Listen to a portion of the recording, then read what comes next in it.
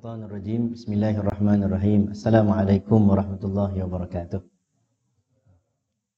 Alhamdulillah, salatu wassalamu ala asyrafil anbiya wal mursalin Sayyidina Maulana Muhammadin wa ala alihi wa sahbihi ajma'in. Rabbi syrah li sadri wa yassir li amri wahlul 'uqdatam min lisani yafqahu qawli. Allahumma faqihna fid din wa 'allimna ta'wil wahdina siratal mustaqim. Allahumma arinal haqqa haqqan warzuqna ittiba'ah wa arinal batila batila warzuqna ijtinabah. Qala Allah Ta'ala, a'udzu billahi minasyaitonir rajim, ya ayyuhalladzina amanu taqullaha haqqa tuqatih wa la tamutunna illa wa antum muslimun. Sadaqallahul azim. Terima kasih saya ucapkan kepada pengurusi majlis, tak ada pengurusi majlis kan. Yang saya hormati Tuan Imam, pengurusi surau, lijutan kuasa surau, hadirin hadirat muslimin muslimat. Muslimat tak ada lagi no. Muslimin yang dikasihi Allah Subhanahu wa taala, alhamdulillah. Syukur pada Allah Subhanahu wa taala limpahan rahmat kasih sayangnya. Dalam suasana yang baik, hujan pun turun. Hujan turun tapi belah sini saya rasa okey lagi Kan naik ayak juga sini. Tak naik. Saya belah Bangi tu banyaklah. Kemarin pun hujan lebat turun. Sebab itu saya ingat saya pernah kupas juga istilah-istilah Al-Quran dekat sini juga, matar, ghaid. Apabila turun hujan yang lebat, turun hujan yang membahayakan. Ketika itu kita nak sebut hujan rahmat ataupun tidak. Kalau tengah hujan, rumah kita dah paras pinggang dah. Hujan duk turun lagi. Adakah kita nak kata alhamdulillah rahmat duk turun? Padahal nampak gaya nak tenggelam dah. Sebab itu dalam Quran sebut wa amtarna alaihim matara. Cerita tentang wa amtarna, matar. Istilah dalam Quran bila disebut hujan dengan menggunakan matar. Apabila digunakan perkataan matar, seolah-olah menggambarkan dia satu hujan yang mungkin tak disukai oleh Allah Subhanahu wa taala. Kalau Allah nak turunkan hujan dengan istilah rahmat, digunakan ghaith, sesuatu yang memberikan kebaikan. Ghaith. Apabila Allah kata ma'am minas sama', banyak ayat-ayat Quran tentang hujan, ma'am minas sama', air daripada langit. Kalau nak cerita tentang Nabi Nuh alaihi salam, tentang air yang turun daripada langit dan juga keluar daripada perut bumi, digunakan wa amtarna. Cerita Nabi Ayub alaihi salam, wa amtarna alaihim matara. Digambarkan tentang batu-batu, digambarkan tentang terbaliknya bumi, gunakan matar. Jadi sebab itulah kita disunatkan untuk menyebut Allahumma sayyiban nafi'an. Ya Allah, berilah hujan yang memberi manfaat. Semoga Allah bagi rahmat untuk kita. Jadi tuan-tuan, alhamdulillah saya ingat kita pun hampir setengah tahun dah. Setengah tahun. 3-4 bulan lebih. Tak jadi new normal dah. Tak jadi dah. Dah jadi benda biasa dah. Dulu mula-mula mungkin kita anggap janggal. Tapi bila dah jadi menjadi kebiasaan, bahkan lebih daripada 40 hari Kalau biasanya orang sebut 40 hari.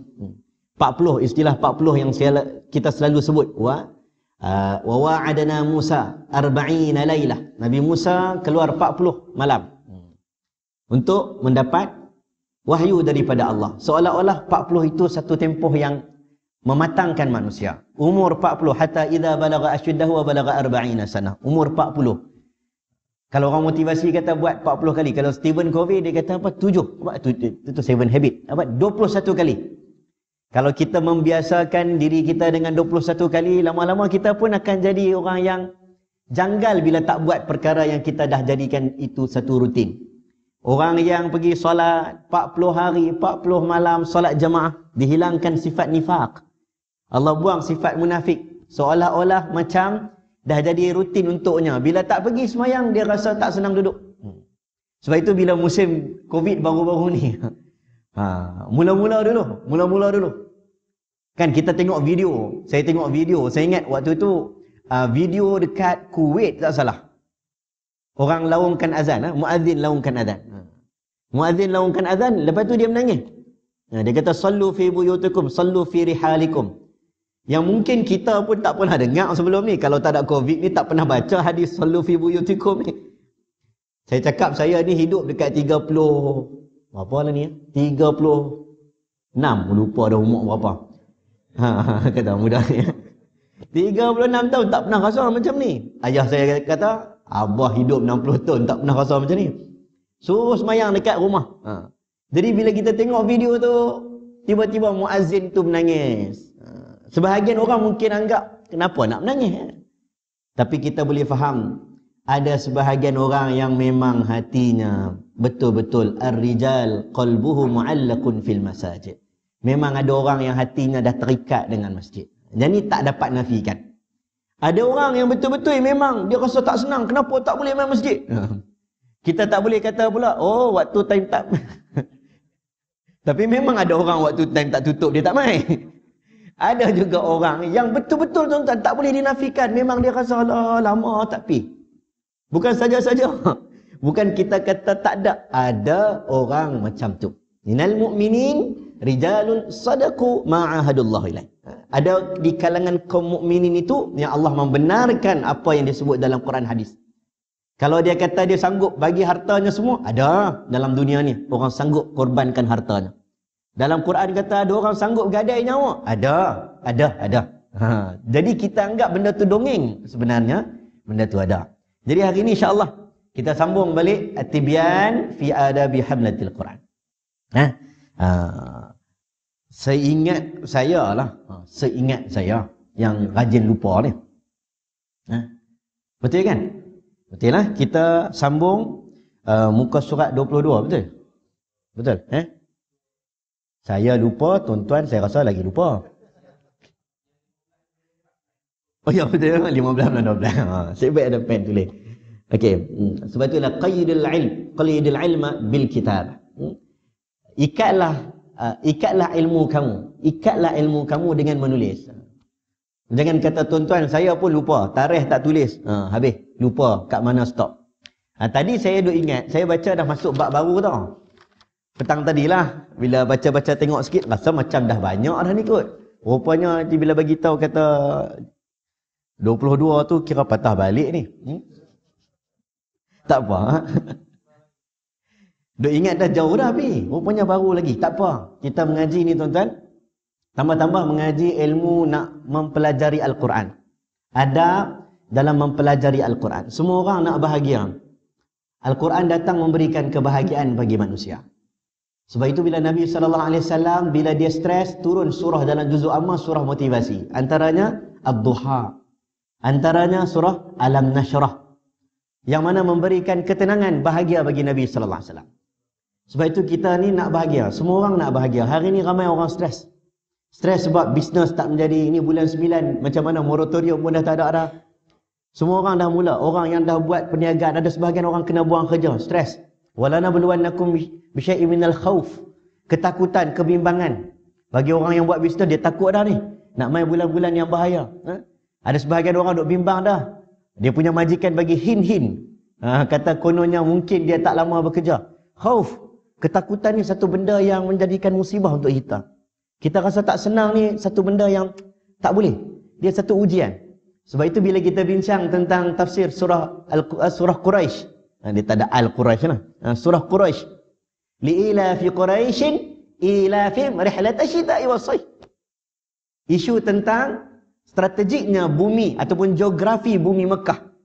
Yang Allah jadikan untuk orang Quraisy, musim sejuk boleh pergi Yaman, musim panas boleh pergi Syam. Tempat yang strategik.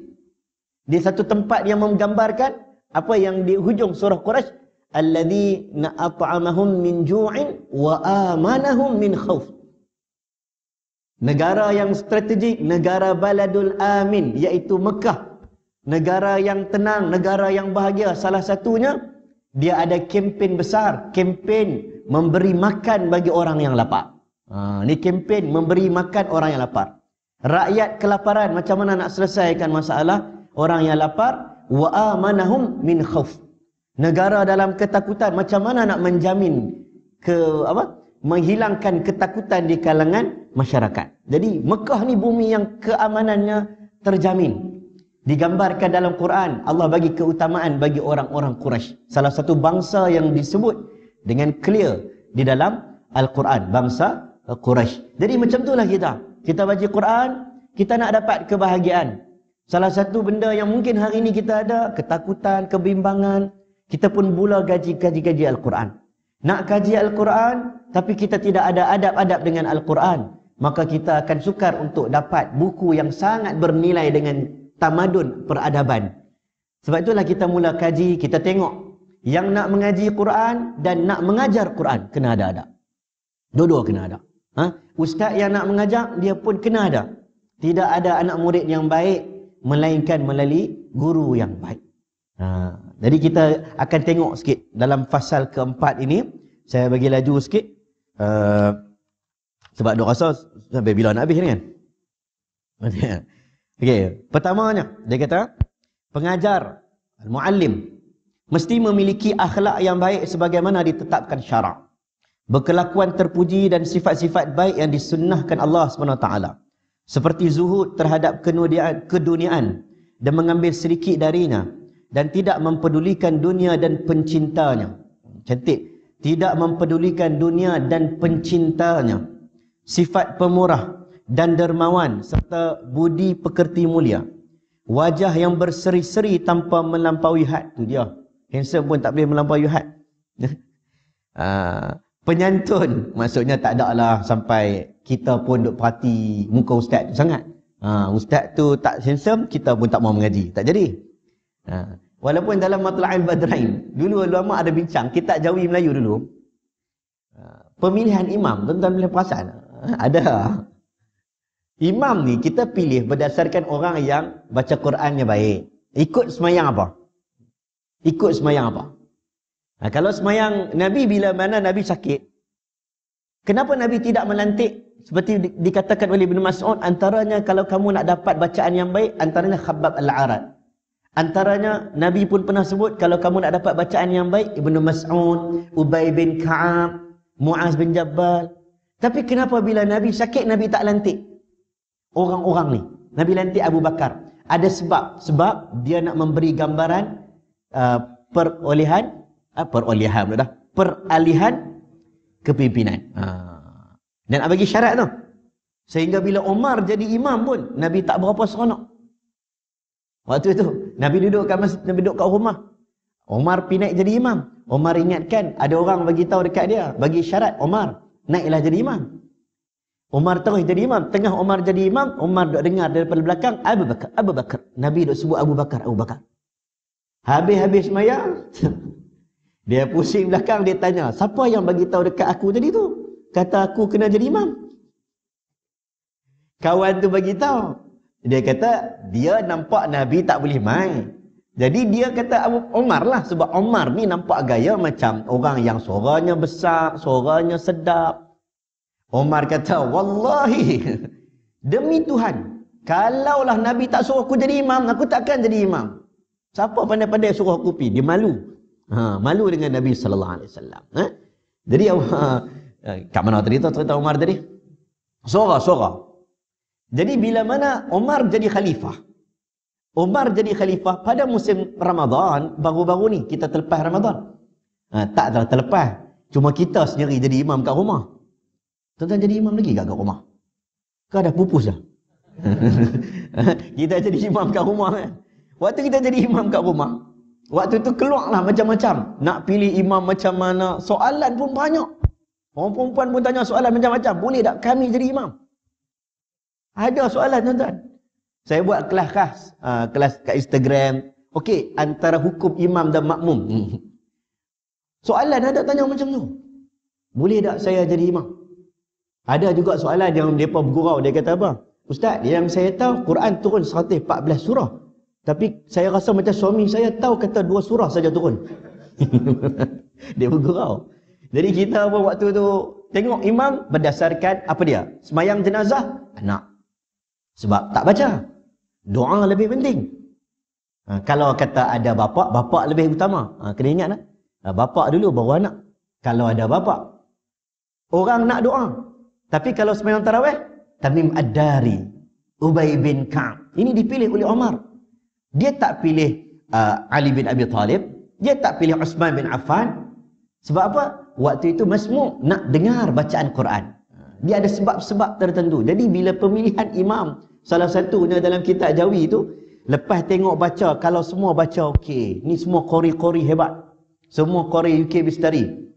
Semua baca sedap-sedap. Nak pilih mana pula? Pilih yang paling faham tentang sunnah Nabi sallallahu alaihi wasallam. Dia faham, dia tahu. Lepas tu macam-macam sampai satu tahap dia tulis dekat situ kitab Jawi. Kalau semua sama, pilihlah yang mana rupa paling handsome. Jenuh nak pilih yang mana paling handsome. Waktu tu siapa nak jadi hakim? Siapa nak jadi hakim orang mana paling handsome? Tapi ada ulama menyebut rupa yang cantik ini sebenarnya dia bukanlah satu kata kelebihan khusus menjamin dia masuk syurga, tetapi rupa yang indah ini memberi kebahagiaan bagi orang yang melihat. Sebab itulah khasasul anbiya dikhaskan kepada nabi-nabi, semua nabi-nabi. Rupa parasnya, salah satu yang dikhaskan untuk nabi, rupa parasnya cantik-cantik.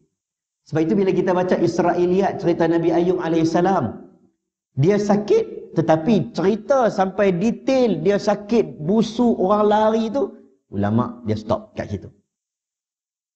Kita dah dengar waktu dulu. Lari, dia sakit yang teruk, tetapi sehingga menjijikkan perkataan tu, kita stop. Sebab berlawanan dengan kaedah yang diletakkan bagi setiap nabi-nabi. Nabi-nabi dia tak macam tu, menjadikan dia hina, tidak. Dia sakit-sakitlah. Tapi sampai tahap ulat dan orang pun lari busuk dan sebagainya, kita pun berhenti setakat itu. Jadi ada banyak cerita Israiliyat ni pun kita kena tengok-tengok juga. Kalau tuan-tuan baca, baru ni saya kupas dalam TV sikit, cerita tentang Israiliyat. Antaranya Nabi Daud alaihissalam. Dia ada panglima perang. Dia berkenan dengan isteri panglima perang tu. Maka dia pun suruh panglima perang tu pi perang. Nak suruh panglima perang tu mati. Ada dalam kitab tuan-tuan. Israiliyat dia cerita-cerita Bani Israel yang dah terserap masuk. Kalau cerita daripada Bani Israel terserap masuk tapi cerita itu tak lari daripada kebenaran, tak ada masalah.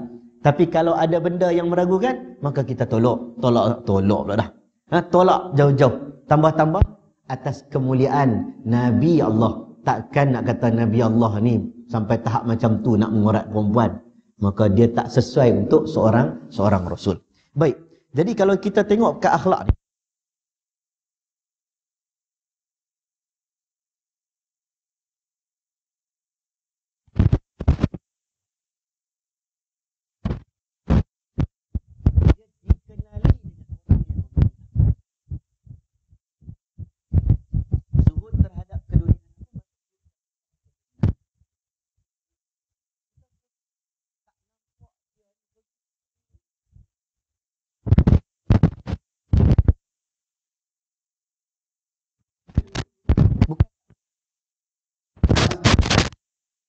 menurut Islam, jangan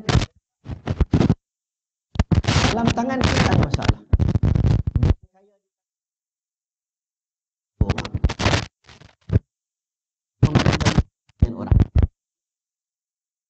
melakukan urusan membantu orang lain, ini kaya di tangan. Tapi kalau dalam hatinya pagi, petang, siang, malam keduniaan, kalau bab dunia ni dia agak cenderung sampai fatwa pun berbeza-beza. Dia taklah sampai tahap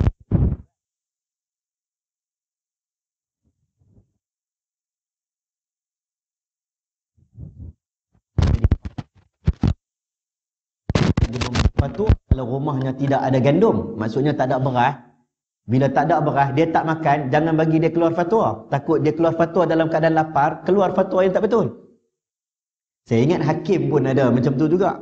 Siapa duduk kalau cerita tentang hakim dalam keadaan tak stable, baru bergaduh dengan orang rumah, tiba-tiba nak buat keputusan kepada orang sedang cerai.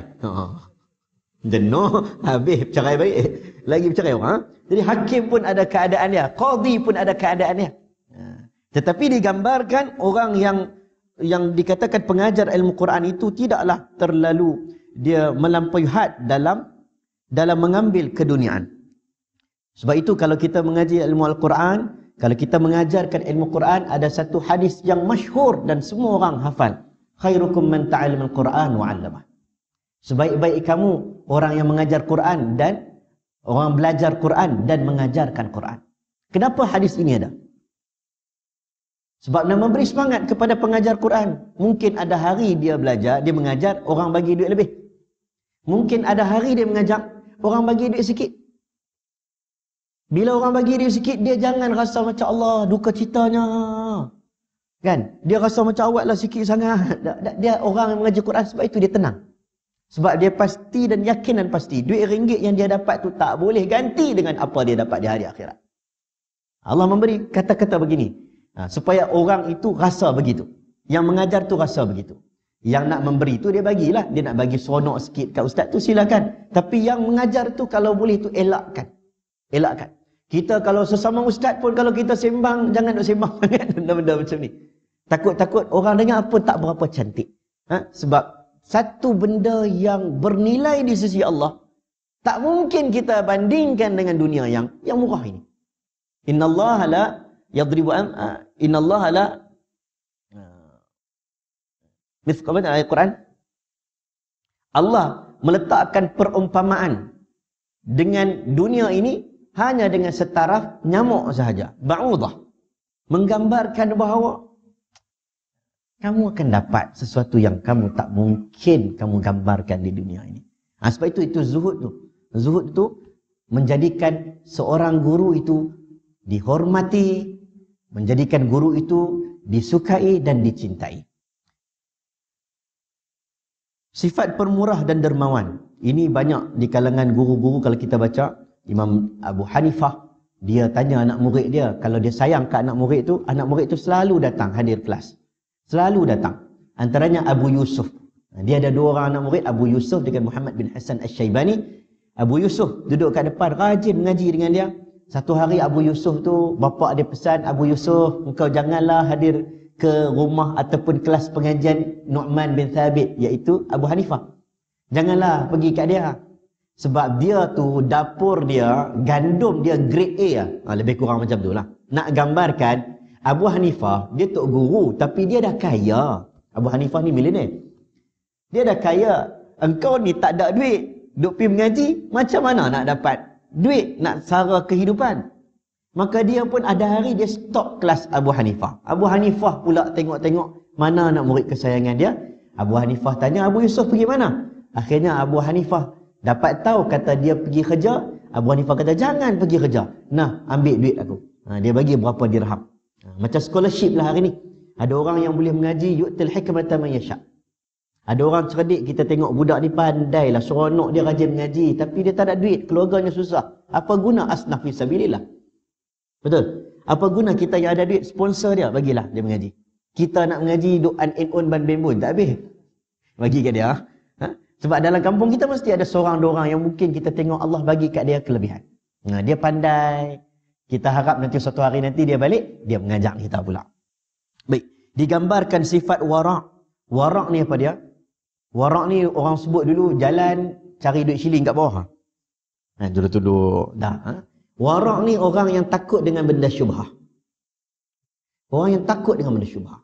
Bab makan ke, bab benda haram ke, bab benda mencetuskan fitnah ke. Mencetuskan fitnah ni dia bukanlah kata benda tu haram, tapi kalau boleh mencetuskan fitnah, orang tu dah tutup awal-awal. Dia tak buat benda haram. Seumpama macam orang dulu bincang, abang pergi rumah adik perempuan, abang pergi rumah adik perempuan dalam satu tempat taman yang orang pun tak pernah tengok. Dia pergi ke rumah adik perempuan dia. Contoh, adik perempuan tak pernah. Dan dalam taman tu pula adik perempuan dia mungkin seorang janda ke? Kan? Jadi orang kampung ni kalau nampak, dia akan anggap, habis, lelaki mana masuk dalam rumah. Sebahagian ulama, walaupun dia jumpa adik perempuan dia harus, ulama tak benarkan. Sebab boleh mencetuskan fitnah. Orang akan cakap, siapa ni? Dia ni bawa masuk lelaki ke? Benda harus, benda boleh. Tapi mencetuskan fitnah. Orang warak, dia, saya tak apa lah ustaz, saya hold dalam bab ni. Dia tak buat benda haram. Bukan setakat tak buat benda haram, dia berhati-hati. Ini warak. Tenang. Orang yang tenang. Orang yang ada rasa, kita tengok pun kita rasa seronok dengan dia. Mailah musim Covid ke, tenang. Mailah masalah, tenang. Sebab itu kalau tuan-tuan baca Alam Nashrah Laka Sadrak, dan baca tafsir Alam Nashrah Laka Sadrak, tentang bahagianya Nabi. Alam. Dalam Quran, Quran ni kalau tuan-tuan gali, kata ulama, seumpama masuk dalam lautan. Lagi dalam kita masuk lautan, lagi banyak ikan kita dapat. Lagi dalam kita kaji Quran, lagi banyak manfaat kita dapat. Kita baca Quran, tafsir yang dulu-dulu kita baca, kita pernah dengar dah. Kita baca sekali lagi, dia tidak menghapuskan pemahaman kita yang dulu. Tetapi dia menambahkan pemahaman. Sebab itu dalam Quran bila ada soalan, hal, adakah, alam, nampak alam, maka kita akan tengok Quran menggunakan istilah-istilah soalan-soalan. Soalan tu bukan nak gambarkan dada Nabi sempit, tapi nak gambarkan, tidakkah engkau? Kami terangkan, cerahkan, buka dadamu. Alam tu soalan. Kata para ulama, kalau mengaji ilmu mantik, kena mengaji juga ilmu soal. Tamadun as-soal. Dengan soalan yang betul, mendapatkan jawapan yang betul. Macam kita lah. Tanya soalan tak betul kat orang, orang tu jawab pun tak betul. Tanya soalan tak betul, jawab tak betul. Tamadun soal. Mengeluarkan persoalan yang betul, jawapan akan jadi betul. Sebab itulah kalau kita nak pastikan anak murid kita faham dengan baik, kita terbitkan persoalan yang menepati apa yang dibincangkan. Maka anak murid boleh bagi jawapan yang betul. Sekali dia bagi soalan macam mana nak relate ni, tak reti nak relate. Akhirnya jawapan pun tak betul. Maka sebab itulah dia dalam Quran kata, alam nashrah laka sadrak. Tidakkah kamu melihat dada Nabi dibuka dengan tenang? Orang yang tenang, orang yang stres, dia kena relax dulu. Dia kena relax. Kalau orang kajian sains pun akan sebut. Kan, orang, tuan-tuan pernah pergi, orang sini mungkin ada geng-geng tentera. Ataupun pergi camp-camp, jenis kena lari masuk dalam air. Orang yang berenang dalam keadaan panik, orang yang nak mati lemah, orang yang terperangkap dalam tempat-tempat yang sempit, kajian sains tunjuk, terperangkap dalam tempat yang sempit, lebih panik dia, lebih cepat dia mati. Lebih cepat dia mati. Orang yang tenang, dia hidup lama sikit. Mungkin 7-8 hari. Tapi kalau orang tu dalam keadaan kelam kabut, dia lebih cepat mati. Sebab banyak menggunakan pernafasan. Subhanallah. Faman yuridillahu an yahdiyahu yashrah sadrahu lil Islam. Ini istilah Al-Quran. Siapa yang Allah nak dia dapat ilmu agama, Allah nak bagi hidayah padanya, Allah terangkan dadanya, buka dadanya. Wa man yurid an yudillahu yaj'al sadrahu dayyiqan. Kalau Allah nak bagi dia sesat, orang yang jauh daripada agama, dadanya akan rasa sempit, semua benda nak marah, semua benda negatif, semua benda tak puas hati, semua benda tak kena. Allah akan sempitkan dadanya. Ja'alahu dayyiqan ka'annama yas'adu fis sama'. Seumpama orang yang mendaki gunung yang tinggi. Subhanallah, Nabi dah cerita, Quran dah cerita tentang tekanan udara. Naik tempat tinggi, oksigen kurang, dada jadi sempit, begitulah dia. Digambarkan pengajar, dia perlu tenang. Dapat soalan. Soalan pun kena tengok juga. Soalan pun, tu yang kata tadi tamadun soal tu. Ada soalan orang betul-betul nak tanya. Ada soalan orang nak pelikih orang pun ada juga. Dia soalan tu dia tak mau tahu. Dia sebenarnya nak etik orang lain pun ada juga. Pengajar kena cerdik lah. Kalau soalan itu boleh mendatangkan masalah bagi masyarakat, maka dia pun mungkin boleh hold dulu. Dia kena bijak. Kita dalam soalan radio, tuan-tuan tekap terang, dia memang kena tapis dulu. Dia tanya dulu, nak cek nak tanya apa. Kadang-kadang orang tanya tu bukan nak tahu. Orang tanya tu macam-macam tuan-tuan. Dia punya soalan tu kita dengar, bawa tenang kak, bawa tenang. Dia tanya tu kita dah agak dah. Tanya tu nak tanya ke, tanya tu nak pelekeh orang. Soalan pun orang boleh tahu. Jadi sebab itulah dia kena relax. Kena relax dengar. Dulu saya pernah cerita. Datuk Siti duduk mana? Kat Dramasa kan? Cerita benda baik saya ceritalah. Sebut nama pun tak apa. Datuk Siti dulu, waktu kami dululah, mula-mula dulu ngaji dengan Astro dulu. Ketua pengarang, saya ingat berita harian, bahagian hiburan kot.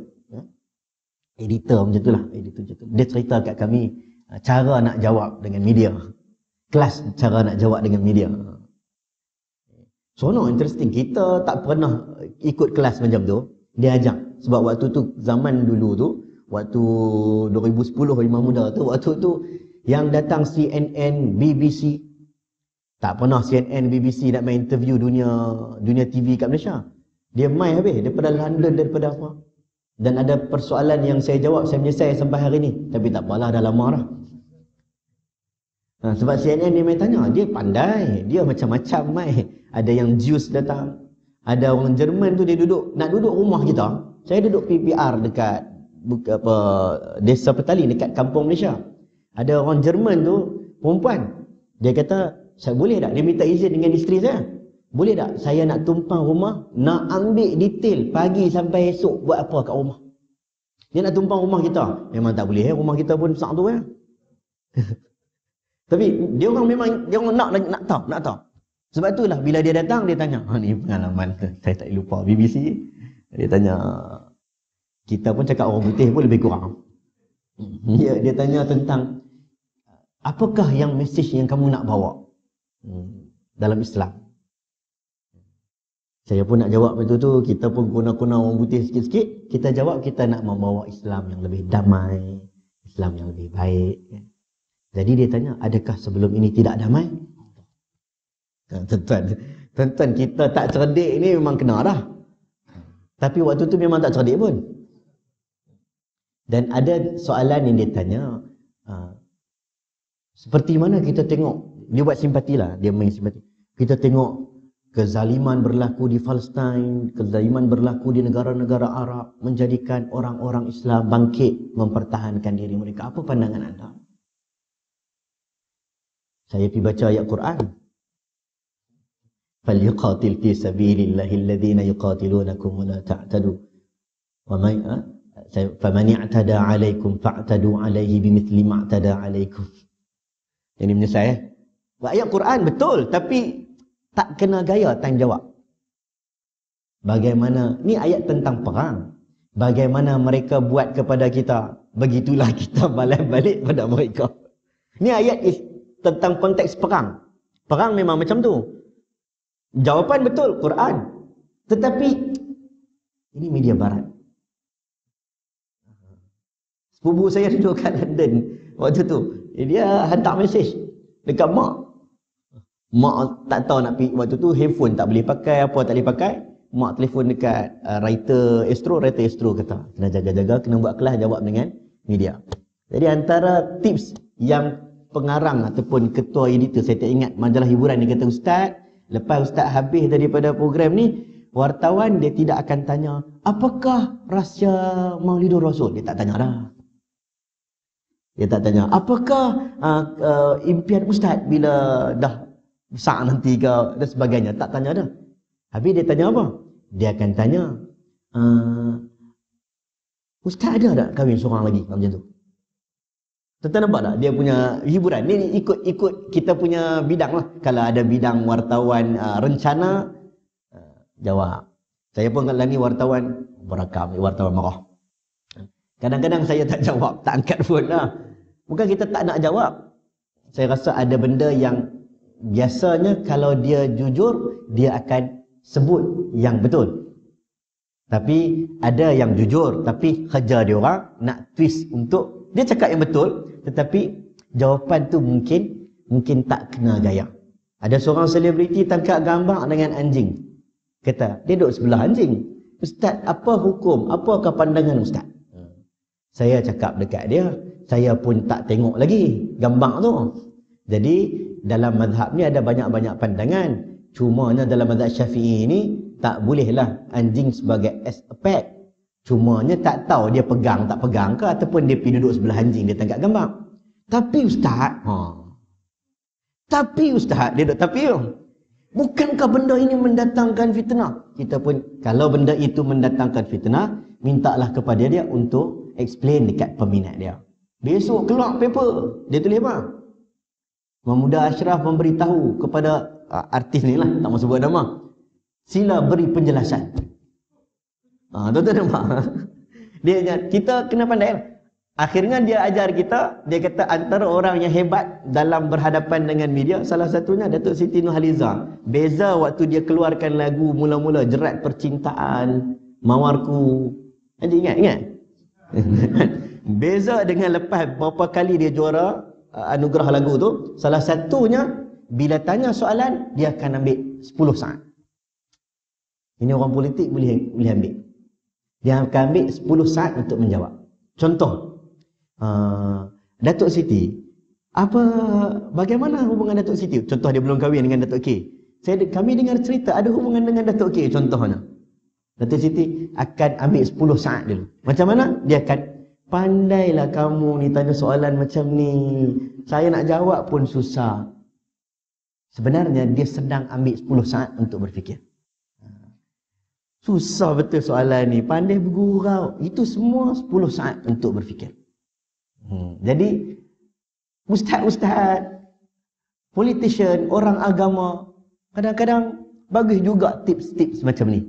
Dia take 5, tunggu sekejap, tengok baik buruk setiap persoalan, maka dia boleh memberikan jawapan yang terbaik, insya-Allah. Sebab itulah, tenang, berwibawa, rendah hati dan tunduk, menghindari ketawa dan tidak banyak bergurau. Boleh gelak tak? Boleh. Tapi orang gelak teruk-teruk sangat, dia janganlah pun duduk sekali lah. Dia guru Quran, nampak macam tak ada gaya ustaz kan? Dia kena relax. Dia kena janganlah melampaui daripada orang lain. Dia mesti selalu mengerjakan amalan-amalan syar'iyah seperti membersihkan kotoran dan rambut-rambut yang disuruh oleh syarak, menghilangkannya. Contohnya dia kemah, nampak cantik. Itulah gambaran seorang ulama macam Imam Malik rahimahullah. Dia pakai baju apa? Syak. Dia pakai baju, jubahnya warna paling putih di kalangan orang-orang yang pakai jubah. Yalah, orang Arab mana pakai jubah warna lain. Kita pergi pun Mekah, kalau warna peach dengan warna putih lah. Contoh, dia pakai jubah yang paling putih, paling segak. Sebab dia pun memanglah orang yang sedikit, ada duit sikit, Imam Malik ni. Dan dia pun nak gambarkan, sebab dia nak baca Quran, nak baca hadis, dia nak duduk kat depan. Jadi pakaian ni adalah mengikut kesesuaian tempat. Tak ada lah kata kena pakai baju begini, kesesuaian tempat. Tuan-tuan pergi ceramah tempat yang bersesuaian. Contoh, kalau saya pergi Kelantan Haji, dia semuta ni, dia satu benda yang penting. Semuta, serban. Dia haibah. Macam Tok Guru ni Aziz, bila dia balik kampung, dia kata susah nak cakap kalau tak pakai semuta. Tu dia pakai semuta. Tapi kalau ikut jawapan almarhum Ustaz Ismail Kamus, Tuan Guru Harundin, Ismail Kamus tanya kenapa dia tak pakai semuta, tak pakai serban. Datuk Ismail Kamus kata apa? Saya takut ilmu saya itu, macam mana? Pakaian saya itu telah menutupi ilmu saya. Dia nak kata dia ni ilmu tak banyak, tapi bila pakai tu nampak macam dia tu alim betul. Ini jawapan orang tawaduk. Bukan tak ada ilmu, dia ada ilmu, tapi jawapan orang tawaduk. Tapi ikutlah keadaan. Ada ketika pakai baju, perlu pakai kot, pakailah kot. Kalau ulama Jordan, Mesir semua pakai kot. Bila dah jadi mufti, baru boleh orang pakai topi merah tu. Ikut keadaan, ikut tempat. Ada baju batik ke? Pakai baju batik. Ada bab libasus syuhrah. Kemudian menyikat janggut, menghilangkan bau busuk. Minyak wangi tu jangan katalah. Kena ada selalu. Menghindari pakaian-pakaian tercela. Pakaian yang orang tengok pun orang rasa kenapa dia pakai pakaian ini. Ni kata para ulama, bukanlah menjadikan benda itu haram, melainkan dia pakai baju yang betul-betul haram. Tapi pakaian yang dilihat mungkin tidak bersesuaian. Contohnya apa contohnya? T-shirt gambar tengkorak, memang tak boleh tengkorak dah. Contoh dia pakai baju t-shirt macam singlet tu. T-shirt ni saya orang pakai, semua orang pakai. Ustaz pakai nak main bola. Pakai macam singlet tu. Contohlah. Ada masalah? Tak ada masalah pun. Tapi makmum tengok imam aku yang tu dia wibawa, tak kata haram, tak ada kata haram. Wibawa, dia tengok pada keadaan dan tempat. Baik. Apa lagi? Dengan hilangkan sifat-sifat dengki, riak.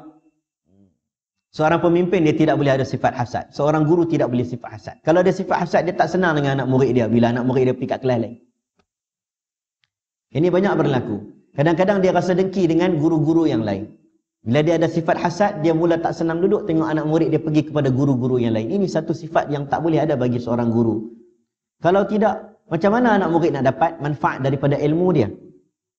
Dia datang sini, dia datang ke mana-mana, dia akan tengok macam mana, kenapa orang tu ramai kat orang ni, kenapa orang dia tak kuliah dia tak ramai. Jangan. Ada orang dia sifat begitu. Jadi, min syarri hasidin idza hasad. Satu keburukan yang ada bagi jiwa adalah penyakit hati, iaitu sifat hasad. Buang jauh-jauh. Riya, dia tunjuk dekat orang. Kadang-kadang orang sebut. Pengajar ilmu ini, dia nak bagi orang pandai ke, dia nak tunjuk dia pandai? Ada beza. Dia nak tunjuk dia pandai ke, dia nak bagi orang pandai? Dia mengajak orang tak mau bagi orang pandai, tapi duk nampak gaya macam dia duk keluar ni, orang duk tengok aku pandai ni. Subhanallah. Sampai tahap macam tu ulama bincang bab seorang pengajar. Tu baru ni siapa buat keluar? Gus Dur punya kata-kata. Daripada Gusmus keluar kata-kata Gus Dur. Gus Dur ni sebelum jadi Perdana Menteri tu, dia ni orang kenal dengan kiai. Orang tanya Gus Dur, dia punya gurauan Gus Dur, dia punya tema kata-kata. Orang tanya Gus Dur, kenapa Pak Kiai Gus Dur bila ceramahnya asyik cerita-cerita saja? Kenapa tidak keluarkan Quran, sunnah, dalil dan sebagainya? Dia pun bergurau juga. Canda Gus Dur. Gus Dur canda, dia bergurau, dia kata apa? Saya kalau bercerita pun orang panggil kiai. Mungkin ada ustaz yang keluarkan dalil tu mungkin sebab orang belum panggil dia kiai. Dia gurau lah. Tak ada masalah pun keluarkan dalil, tak ada masalah. Tapi kita yang mengajar, kita kena tengok keadaan. Kalau dengan anak murid yang muda-muda, yang kecil-kecil, takkan nak keluarkan dalil. Kalau mengajar dekat sekolah rendah, takkan baca kitab pun nak cara mengajar dekat pengajar ilmu. Dia ada beza. Daurah lain, talaki kitab lain, mengajar di masjid lain. Sebab berfikiran beza-beza. Kita tak boleh sama. Imam Ghazali kata tak boleh samakan semua orang yang berdosa baru start henti dosa dan orang tak pernah berdosa. Tak boleh sama. Kadang-kadang kita cakap kepada orang tu suruh, cik kena tinggal terus. Ada orang kena nasihat. Dalam Ihya Ulumuddin dia kata kena nasihat orang itu, cik kurangkan dosa. Ada pula kata kat dia kurangkan dosa. Sebab dengan pengurangan dosa, satu peningkatan yang baik untuk prestasi pengawalan dosa dia. Contoh, ada orang kaki berzina. Kaki berzina. Memang kalau ikutkan, kena stop sebab dosa haram. Tetapi ada ketikanya perlu untuk kita kata, kurangkan berzina. Sebab kalau dia rasa nak stop, dia rasa macam hidup dia tidak ada harapan untuk berubah menjadi baik. Ini psikologi orang-orang mengaji. Psikologi fil Islam. Psikologi dalam Islam, cara penyampaian. Mungkin benda tu tak kepada semua orang, kepada certain orang. Contoh nak pergi cakap dekat tengah-tengah lorong, cara cakap, nak suruh dia orang tinggal, pergi ke masjid, insya-Allah dengan salat berjemaah anda akan meninggalkan dosa-dosa. Mungkin susah bagi sebagian orang. Akhirnya dia rasa agama ni tidak ada harapan untuk dia. Jadi sebab itulah dia kena ada lagi apa? Tidak ada sifat sombong dan suka melekehkan orang lain. Subhanallah. Yang ni sifat yang tak bagus. Meskipun tingkatan orang itu lebih bawah daripadanya. Itu yang saya sebut kalau kita jumpa dengan ulama. Saya bukan ulama. Kita ustaz-ustaz biasa-biasa.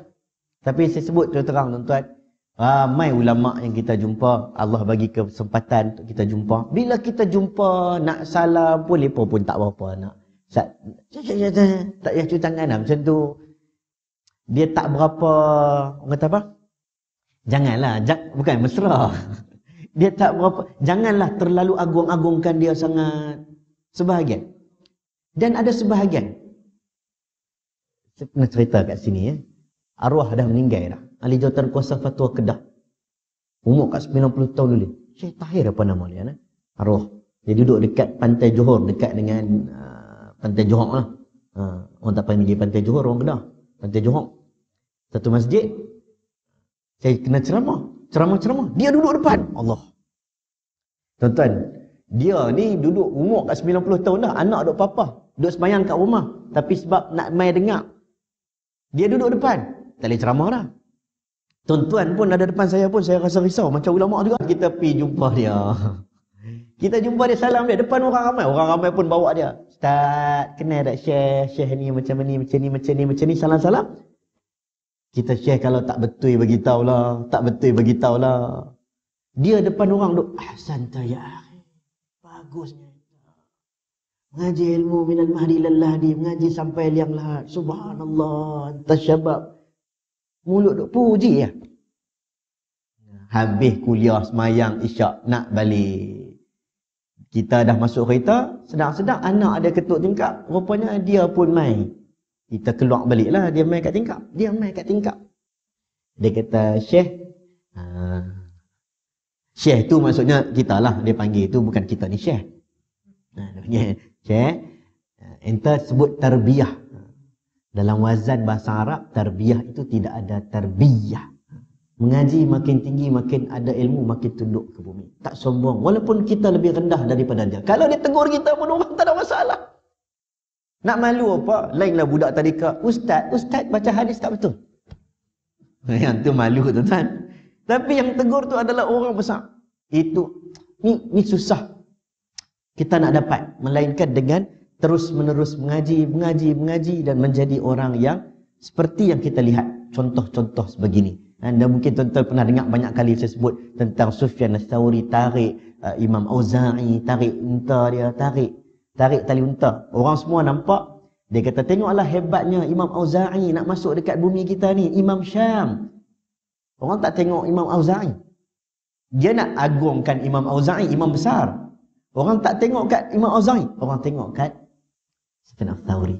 Macam mana dia boleh pergi tarik? Perhatikan Allah SWT di kala sunyi ataupun terang serta memelihara yang demikian itu dan hendaklah bersandar kepada Allah SWT dalam semua urusannya. Saya lupa, SOP kena habis. On time. Minta maaf tuan-tuan. Saya pun lupa. Jadi insyaAllah semoga Allah merahmati kita. Saya ingat tak perlulah huraian-huraian panjang. Benda ni clear dan jelas. Semoga Allah memberikan kepada kita kebaikan. Dan Allah bagikan kita ini dengan kita ada adab dan akhlak yang baik. InsyaAllah lebih mudah kita nak faham Quran. Berinteraksi dengan kitab yang baik, perlukan jiwa yang baik. InsyaAllah semoga pulang membawa ketenangan kepada ahli keluarga kita. Wallahu alam. Yang baik datang daripada Allah, lemah daripada diri saya sendiri, hakikatnya daripada Allah SWT. Assalamualaikum warahmatullahi wabarakatuh.